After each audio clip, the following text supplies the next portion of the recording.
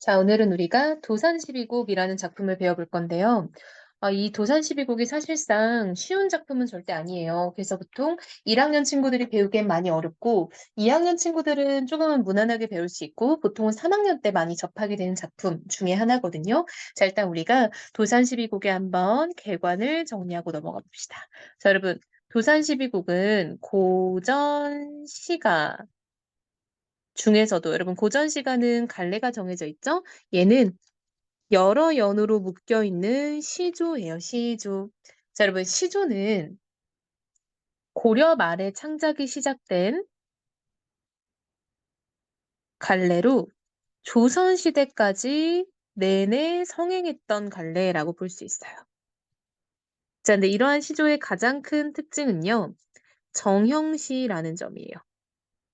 자, 정형시는 뭐냐? 형식이 정해져 있다라는 뜻이에요. 형식이 정해져 있다. 여러분, 우리 친구들이 배우는 수많은 현대시 있죠? 현대시들은 모두 형식이 정해져 있지 않은 자유시예요. 근데 이 시조는 정형시였다라는 게 굉장히 중요한데요. 형식이 어떻게 정해져 있나 한번 봤더니 첫 번째, 3장, 6구, 45자 플러스 마이너스 몇 글자까지는 가능하지만 기본적으로 45자 근처를 유지하고 있다. 이게 가장 중요한 특징 중에 하나고요. 이 3장이라는 건 뭐냐? 한 줄을 장이라고 했어요. 그래서 우리가 시조가 세 줄로 이루어져 있는데 첫 번째 줄을 처음 초, 초장, 두 번째 줄을 가운데 중, 중장, 마지막 줄을 끝 종자, 종장 이렇게 불렀던 거예요. 그래서 보통 우리가 시조는 이렇게 세 줄짜리로 이어져 있다. 근데 여러분 이러한 세 줄짜리 시조가요. 한 줄이 4음보, 네 덩어리로 끊어져서 읽혔고요. 보통 글자 수가 3, 4조, 4, 4조로 이루어져 있었던 거야. 자, 무슨 말이냐? 세 글자, 네 글자, 네 글자, 네 글자. 세 글자, 네 글자, 네 글자, 네 글자. 이런 식으로 글자 수가 맞춰져 있고, 심지어 이게 이렇게 끊어 읽으면 총 네 덩어리가 나오는 식으로 작업이 되어 있었다라는 거야. 그러니까 형식이 굉장히 엄격하게 지켜져 있는 거 알 수 있겠죠. 자, 세 번째 특징은요. 그 중에서도 마지막 줄인 종장의 첫 번째 덩어리는 세 글자를 꼭 맞춰줘야 됐었어요. 그래서 가장 중요한 특징 중에 하나는 마지막 줄은 꼭 첫 번째 덩어리가 세 글자로 시작한다. 이게 굉장히 중요한 특징이에요. 자, 그래서 시조는 형식이 빡빡하게 정해져 있다. 정형시다라는 거를 꼭 기억해야 되고 이 시조의 특징은 시험에서 많이 나오니까 친구들이 알아놔야 됩니다. 자, 근데 그중에서도 이황의 도산시비곡은요. 이황이 도산서원에서 공부를 했잖아요. 도산서원에서의 어떤 생활, 그리고 화자의 가치관이 담겨 있는 작품인데 12곡이라는 말에서 알 수 있다시피 12연으로 되어 있어요. 근데 앞에 6개는요. 언지라고 하고요. 뒤에 6개는 언학이라고 해서 언지가 6년, 언학이 6년 이렇게 되어 있어요. 지는 이제 지식, 그쵸? 약간 자연에 대한 깨달음, 자연 친화에 대한 이야기를 하고 있고요. 언학은요. 학문 수양에 대한 깨달음을 얘기하고 있어요. 그래서 앞부분에서는 자연에 대한 이야기, 뒷부분에서는 학문에 대한 이야기. 그래서 총 12연으로 이루어져 있다라고 보면 됩니다. 자, 그럼 우리가 이제 본격적으로 내용을 한번 보러 가볼까요? 자, 첫 번째 줄 볼게요. 자, 이런들 어떠하며 저런들 어떠하려. 초야우생이 이렇다 어떠하려. 하물며 천석고왕을 고쳐 무슨하려. 자, 여러분 이게 무슨 말이냐면요. 이런들 어떻고 저런들 어떠냐라고 해서 뭐든 좀 상관이 없다라는 이런 것들 여러분 우리가 현실로부터 약간 좀 초탈했다, 달관했다라고 표현을 해요. 그래서 이런 거 우리가 달관적 태도라고 하면 좋을 것 같아요. 초야우생이라는 말은 뭐냐? 자, 여러분 초야우생은요. 초야가 풀초자에 들야자잖아요. 즉 풀과 들판에 사는 어리석은 사람이란 뜻인데요. 사실은 이건 화자를 가리키는 말인데 여러분. 화자는 이황이에요. 되게 유명한 사람이죠. 그러니까 즉 자신을 겸손하게 표현하는 거예요. 이런 걸 우리가 겸손하게 표현하는 걸 겸양어법이라고 하거든요. 자기 자신을 낮춰서 표현하는 거야. 이렇듯 어떠하겠냐라고 여러분 지금 보니까 요렇게 지금 마지막에 나오는 이 어미들을 좀 맞춰주고 있죠. 이렇게 우리가 반복되는 것들은 시에서 운율을 형성한다라는 거 알 수 있겠죠? 자, 그래서 본인을 뜻하는 초야 우생이 나왔습니다. 하물며 천석고황 여러분 이 말은요 앞으로 고전 시간에 되게 많이 나오니까 잘 알아놔야 돼요. 자, 천석고황은 뭐냐면 자연을 사랑하는 마음, 자연을 사랑해서 생기는 병이에요. 그러니까 자연에 대한 어떤 사랑하는 마음이 깊어서 생기는 병입니다. 그러니까 나쁜 병은 아닌 거죠. 천석고왕을 고쳐서 무엇하겠냐라고 해서 여러분 얘는요. 지금 자연이 너무 좋다라는 화자의 표현인 거죠. 왜? 우리 이게 언지의 일수잖아요. 그러니까 자연 친화에 대해서 얘기하는 부분이죠. 자, 두 번째 연 가볼게요. 연하로 집을 삼고 풍월로 벗을 삼아. 여러분, 연하는요. 안개, 노을을 말하는 거야. 안개와 노을로 집을 삼고 바람과 달이죠, 여러분. 이 정도 우리 한자 다 알죠? 바람과 달로 벗을 삼아는 친구 말하는 거야. 이것들을 친구처럼 여긴대. 여러분, 자, 연하, 안개, 노을, 풍월, 바람과 달 이런 거 다 뭐야? 그렇지. 두 글자로 자연이죠. 자연이 내 집이고 자연이 내 친구다. 다 뭡니까? 자연 친화죠? 태평성대에 병으로 늙어간 여러분 이때 이 병은요 화자가 진짜 병이 걸린 게 아니라고 했죠. 자 뭐야? 그렇지. 여기 천석고왕을 병으로 표현한 거예요. 앞에 나왔던 천석고왕을 받아주는 말이야. 이러한 태평성대에 자연을 사랑하는 병으로 늙어가니라는 거죠. 자 여러분 화자는요 지금이 태평성대라고 인식하고 있는 거죠. 즉 뭐야? 지금 현 시대의 현재 시대에 대한 긍정적 인식이 있는 거죠. 여러분, 임금님이 이런 거 다 보고 있는데 '아 이 세상 진짜 살기 더럽다. 역 같다.' 이렇게 말할 순 없잖아요. 그쵸? 이 중에 바라는 이는 허물이나 없고자 여러분 허물은 뭡니까? 그치. 화자 입장에서 어떤 부끄러움, 과오 이런 거죠. 그러니까 즉 '나는 잘못한 거 없이 잘 살고 싶다.'라는 인식인 거예요. 자 허물은 화자 입장에서는 약간 안 좋은 어떤 잘못 이런 거죠. 즉 '이런 것들을 내가 안 하고 살고 싶다.'라는 화자의 소망이 드러나 있죠. 화자가 바라는 삶의 태도가 드러나 있죠. 자, 삼수 봅시다. 순풍이 죽다니 진실로 거짓말. 여러분, 순풍 뭐냐면요. 순박한 풍속이에요. 즉, 요즘 사람들이 순박하다는 말이 이제 아니라는 거죠. 즉, 요즘 사람들 하나도 안 순박해, 다 영악해. 라고 누군가가 순풍이 죽었다고 말을 한 거야. 근데 그걸 나는 진실로 거짓말이다라고 생각한다는 거야. 아직 나는 순풍이 살아있다고 믿는다는 거죠. 인생이 어디다니, 여러분 이건요, 어질다, 착하다는 말이죠. 인생이 어질다 하니 진실로 옳은 말이라는 거야. 옳은 말이다라는 말이죠. 즉, 여러분 여기도 보니까 지금 반복되는 구조가 보이죠. 자, 이렇게 반복되는 구조가 나오면 운율을 형성하고요. 이 경우에는 대꾸법으로도 볼 수 있겠죠? 천하에 허다 영재를 속여서 말할 건가? 여러분 허다 영재는요. 약간 영재, 여러분 우리 영재가 영특한 사람들이잖아. 즉 인재를 말하는 겁니다. 이런 수많은 인재를 속여서 말하겠니? 라는 거야. 즉 나는 아직 삶이 순박하고 어진 사람이 많다라고 믿고 있다는 거죠. 자, 사수 봅시다. 유라는 여러분 향기로운 난초예요. 향기로운 난초가 고기 여러분 골짜기입니다. 골짜기에 있을 제자 있으니라는 말이야. 자연이 참 듣기 좋다. 그다음 백우는 흰 구름이죠. 흰 구름이 산에 있으니 이런 말이에요. 자연이 보기 좋다. 이 중에 피미일인이라는 건 여러분 아름다운 사람이란 뜻이야. 원래 피미일은 아름다운 사람이란 뜻인데 여기서는 임금님을 뜻한다라고 봅니다, 보통. 그래서 이 작품에서는 임금님을 내가 더욱 잊지 못한다라는 말인 거야. 즉 지금 향기로운 난초도 있고 백운 즉 이런 거 여러분 다 자연이죠. 자 이러한 자연이 눈앞에 있는데 나는 그래도 임금님을 떠올리고 있다라고 해서 지금 임금님에 대한 어떤 마음, 충성 즉 유교적인 어떤 가치관이 드러나고 있죠.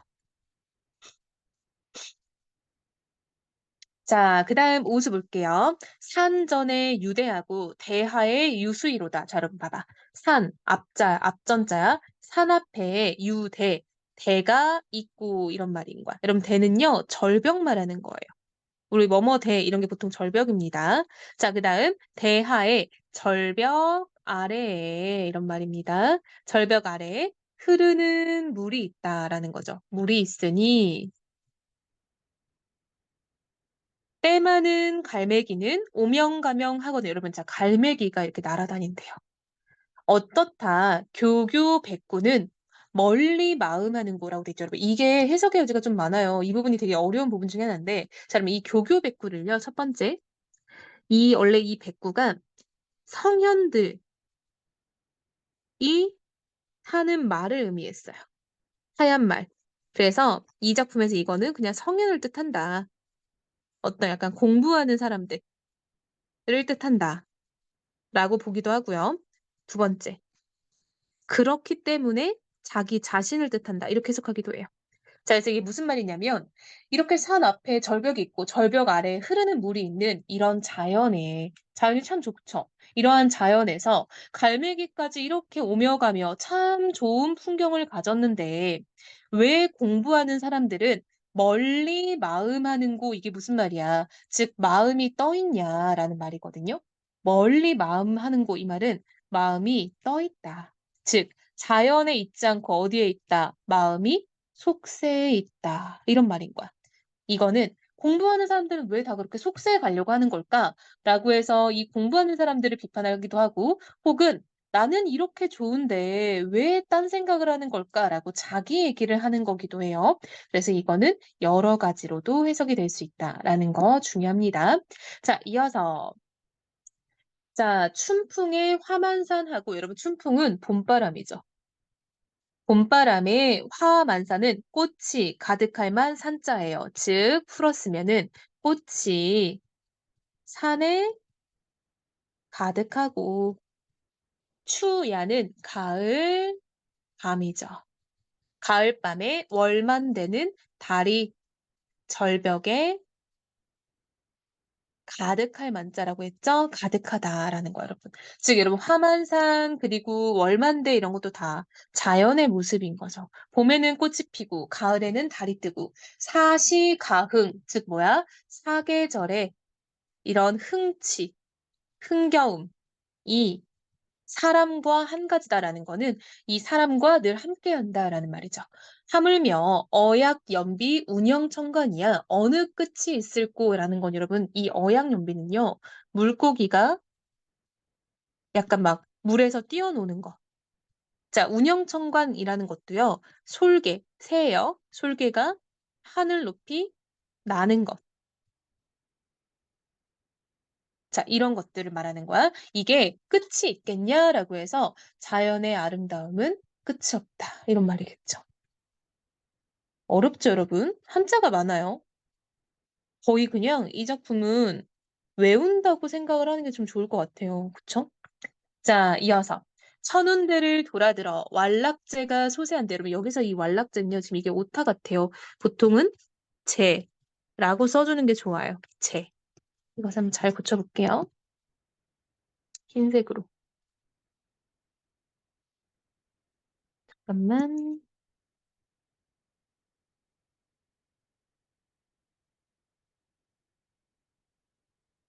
이게 인제 그 도산서원 안에 있는 한 방을 말하는 거거든요. 그래서 이걸 I 제자를 써주는 게 맞을 것 같은데 오타가 나 있네. 자, 천운대, 천운 절벽을 돌아들어 왈락제는 이제 한 도산서원의 방이라고 했었어요. 이왕이 있는 도산서원의 한 방이 소세현대는 여러분 깨끗하다라는 말이에요. 깨끗한데 만권생 여러분 권은 뭐야? 책 한 권, 두 권 말하는 거죠. 만 가지 책으로 보내는 생을 말하는 거야. 즉 이건 독서하는 삶을 말하겠죠. 이 독서하는 삶에 낙산 여러분 즐거울 낙자의 일사자야. 즐거운 일이 무궁하다라는 거는 끝이 없다라는 말이겠죠. 이 중에 왕래풍류를 밀어서 무엇할꼬라고 돼 있죠. 왕래풍류라는 거는 자연 속을 거니는 것. 이걸 말하는 거예요. 이것은 일러서 무엇하겠냐. 즉 말할 필요도 없이 뭐하다. 좋다는 말이에요. 그쵸? 서리법이겠죠. 자, 여러분 이제부터 여기가 칠수거든요. 그러니까 언학의 일수로 들어온 거야. 학문에 대한 이야기로 들어왔죠. 여기 만권생애로 낙사하다. 여기 나와 있잖아. 그치? 책을 읽고 사는 삶이 즐거운 일이 끝이 없다라고 말하고 있죠. 자, 이어서 뇌정이 파산하여도 농자는 못 된다네요. 뇌정은요. 벼락, 천둥번개 말하는 거야. 이게 산을 파괴하여도 농자는 여러분 귀가 안 들리는 사람이거든요. 농인 귀가 안 들리는 사람은 못 듣나니 백일 즉 이 해가 하얀 해가 중천 하늘에 떠도 고자 이 사람은 이제 맹인이에요. 눈이 안 보이는 사람. 눈이 안 보이는 사람은 못 보나니 우리는 이목총명 남자 즉 우리는 눈과 귀가 밝은 사람들이잖아요. 그러니까 이 농고, 즉 농인과 맹인과 같지 마로리라는 건 뭐야? 그렇게 살지 말자라는 거죠. 즉 우리는 귀도 잘 들리고 눈도 잘 보이는데 왜 우리는 그런 노력을 안 하냐 이런 말인 거죠. 즉 한마디로 우리는 노력하며 살자라는 거야. 좀 약간 너무 말이 좀 그쵸? 근데 여러분 여기서 말하는 이 농인이나 맹인이요. 진짜로 진짜 귀가 안 들리고 진짜 눈이 안 보이는 사람이라기보다는요. 좀 비유적으로 진리를 깨닫지 못한 사람 이런 느낌인 거예요. 진리를 못 들은 사람, 진리를 못 보는 사람 이런 느낌인 거죠. 자, 여러분 여기서부터 진짜 유명한 수들이니까 좀 더 중요합니다. 고인도 날 못 보고 나도 고인 못 봐요. 여러분 고인은요. 죽은 사람을 말하는 게 아니라 옛 사람인데요. 옛 성현을 말하는 거예요. 옛날 옛적의 학자들 말하는 거죠. 자, 고인도 날 못 보고 나도 고인을 못 봐. 즉, 옛 성현은 이미 돌아오셨죠. 공자, 맹자 이런 사람이니까. 공자, 맹자도 날 못 보고 나도 공자, 맹자를 못 봐. 근데 이 공자, 맹자를 못 봐도 녀다는 여러분 기본형이 녀다예요. 녀다. 이건 알아놔야 돼요. 녀다는요. 가다, 살다 이런 말이에요. 즉, 내가 공자, 맹자를 못 만났어도 그들이 가던 길인 거야. 즉, 성현들이 가던 길인 거야. 한마디로 학문 수양의 길을 말하는 거죠. 청년들이 가던 길이 앞에 있으니 그 가던 길이 앞에 있는데, 즉 내 눈에 보이는데 아니 가고 어떠겠냐, 즉 안 갈 수가 있겠냐라는 서리법이죠. 즉 우리는 이렇게 성현들이 앞서갔던 길을 따라갈 수밖에 없다라는 얘기고요, 여러분. 이 부분은요. 자, 이렇게 나도 고인 못 봐, 고인을 못 봐도 몇언 길 앞에 있어, 몇언 길 앞에 있거든 이런 식으로 이렇게 앞에 나왔던 문장들을 뒤에 행해서 물고 들어가는 연세법이 쓰인 거예요. 이런 걸 우리가 연세법이라고 해요. 자, 여기 나도 고인 못 봐가 다음 줄로 이어지고 여던 길 앞에 있어가 또 다음 줄로 이어지죠. 이런 게 연세법이에요. 자, 당시에 여던 길, 즉 가던 길이라고 했죠. 가던 길은 이꼴 학문 수양의 길이라고 했어요. 자, 당시에 가던 길을 몇 해를 버려두고 몇 년을 말하는 거죠. 어디가 다니다가 이제야 돌아왔느냐. 이제야 돌아왔으니 년디라는 건 여러분 다른데라는 말이거든요. 다른데 마음을 말자라는 거야. 자, 그럼 무슨 말이냐? 자, 이 사람은요. 당시에 학문 수양하던 길을 몇 해를 버려두고 어딜 갔었어? 그치, 이 사람이요. 과거 시험을 이제 합격해서 속세에서 벼슬 했던 거죠. 이제 내가 다시 돌아왔어. 어디로? 내가 공부하던 그 학문 수양의 길로 돌아왔으니 이제 딴 데다가 마음을 안 두겠다라는 거죠. 즉 어디 이런 건 뭐야? 속세. 속세의 길을 말하는 거죠. 과거 시험 봐서 입신양명을 준비했던 속세를 말하는 거예요. 그래서 나는 이제 다시 속세에 마음 두지 않고 내가 학문 수양에 힘쓰겠다라는 내용입니다. 자, 청사는 어찌하여 만고에 푸르르며 유수는 어찌하여 주하여 그치지 아니하는가. 대꾸법이죠. 비슷하게 흘러가고 있죠. 자, 무슨 말이냐? 산은 아주 오랜 시간 푸르르고요. 흐르는 물은 낮과 밤으로 그치지 않고, 즉 변화 없이 흘러간다라는 거야. 우리도 그치지 말고 만고상청 오랜 시간 동안 푸르겠다라는 말인데, 여러분 이때 이 사람이 어떻게 푸르겠어요? 즉 우리도 오랜 시간 동안 뭐 하겠다? 변함없이 뭐 하자? 학문수양하자라는 의지예요. 여러분 이 작품은요. 이 부분은 엄청 페이크로 많이 나오는 부분이에요. 자 봐봐. 뭔가 산 얘기 나오고 물 얘기 나오니까 자연 친화처럼 보이는데 자연 친화 얘기를 하는 게 아니라 저러한 자연처럼 우리도 변함없이 열심히 노력하자라는 부분이에요. 그래서 되게 유명한 구절이에요. 우부도 알며 하거니 그 아니 쉬운가 이러면서 이게 뭐냐? 학문 수양을 말하는 거야. 즉 우부는 여러분 어리석을 우자거든요. 즉 어리석은 남자도 어리석은 자도 학문 수양을 알며 하니 그게 안 쉽겠냐? 근데 성인 즉 성현 말하는 거죠. 학자들도 그것을 못다해. 뭐 학문 수양을 못다하니 그게 참 어렵지 아니한가? 즉 대꾸법. 어떻게 보면 쉽고 어떻게 보면 어렵다는 거예요.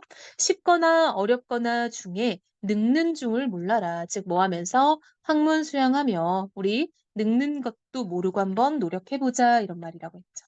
자, 12개 중에 6개는 자연 친화, 6개는 이제 우리가 학문에 대한 이야기라고 했었죠. 그래서 이 다음 장은 지금 다 학문 얘기고요. 앞에 장은 다 자연 친화에 대한 이야기입니다.